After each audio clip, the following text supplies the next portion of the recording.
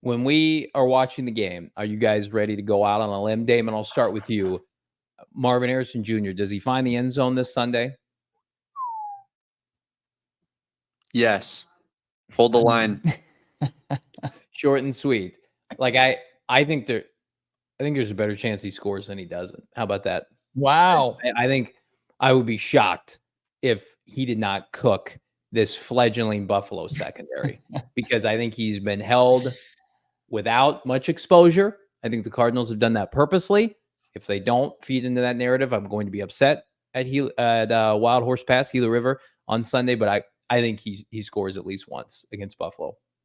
He gets at least one red zone target, and he comes down with it. Man, that's just stuff dreams are made of. Storybook. Yeah. Yeah, get the dub too. It's like the meme where it's like he's probably thinking about other women. And it's like, no, I'm just thinking about Marvin Harrison Jr. in the red zone. Big tutty. Just somebody in the paint. I don't even know if it has to be in the red zone like it. Are we doesn't? Are we sitting here saying it's not possible for K1 to air one out, jump ball, deep ball to Nobody's Marvin? Saying that, Johnny. I mean, making us look like fools over here, but obviously you're in scoring position anywhere on the field with him. But, big body receiver like that, I like my chances in close. I just feel like what tape are the Buffalo Bills watching of Marvin Harrison? What are you talking about? 2 years at Ohio State. No. But that again, you're watching Ryan Day's tape of Marvin Harrison Jr. or are you going to watch an NFL offense with Kyler Murray? Like I don't think you can put a price on like not having any kind of tape to watch outside of some like position drills that have leaked online. Like there's something to be said about that where it's just what idiots put that out there? Who's putting just an egregious amount of Marv film out there? That some fanboys here on a little podcast that could. Just us and our pom-poms. You can hear them in the background. I don't think that's nothing. I think Buffalo has some solid safety play, kind of, and their off-ball linebackers. No, they don't.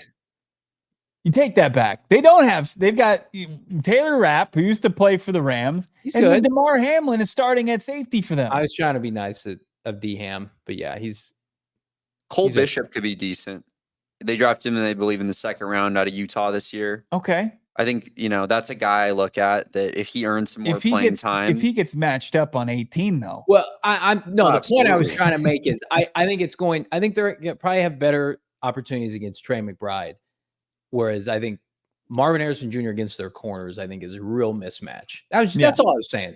I think there's a bigger mismatch to be exposed at corner with MHJ than I do necessarily. There are, for sure. But then I think about what the tandem of Kyler Murray and Trey McBride did against some decent safeties.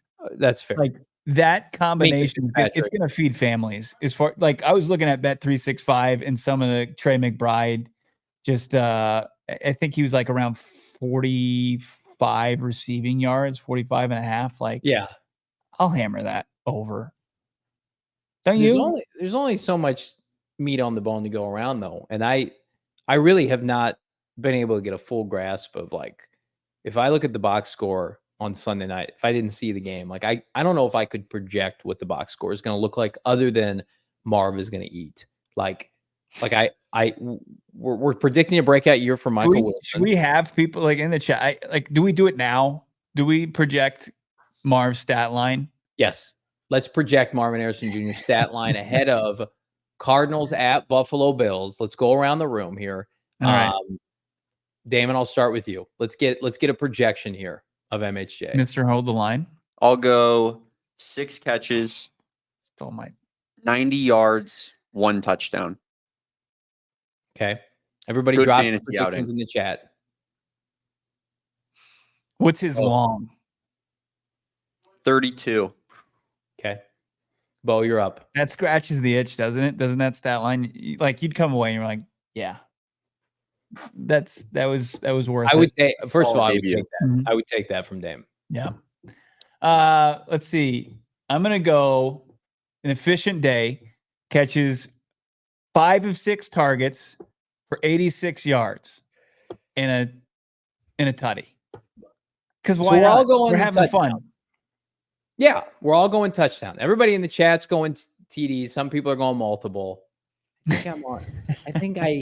I think I might be a big time sicko and go multiple touchdowns. I think I might be the grossest of the gross. No, I'll go 115 Okay. on 7 catches and 2 touchdowns. I'll go big. You're going over the century mark.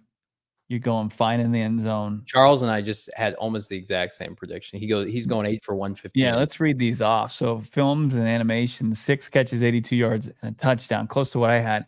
Han shot first, 5 for 89 in a tutty. Arizona Animal, 2 touchdowns, 164 yards with a long of 54. That's the Electric Factory. Danny saying 125, 2 tutties, 10 targets. Charles HJ, 8 catches, 115 and a touchdown. Ozzy is he's going nuts here. 230 and 3 touchdowns. I mean, those are T-Mac versus New Mexico. That's right around that. Angel saying 8 catches, 110, 2 touchdowns. Monty Austin Ford's Burners saying just 1,000 100 yards, 3 touchdowns, and then just goes a lot of zeros and touchdowns. Do we put any stock in week 1 college football last year against Indiana? 2 catches for 18 yards last year. But then he proceeded to have, if I'm counting this correctly, 7 of his next games he went over 100 yards in multiple games with multiple touchdowns. So started off slow against Indiana last year. I couldn't tell you what the final score of that game was, but I'm guessing for a 3-9 Indiana Hoosiers team, it did not end well for them.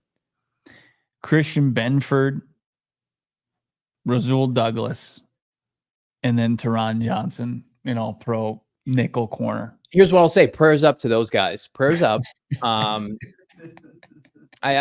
think highly of Sean McDermott, but it's a whoop ass kind of Sunday for Marvin because again, I think the Maserati's been in the garage all off season. They've hit it. They've had the cover over it purposely.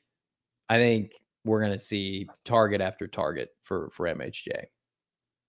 I disagree with Johnny that the Bills safeties are in better shape than their corners.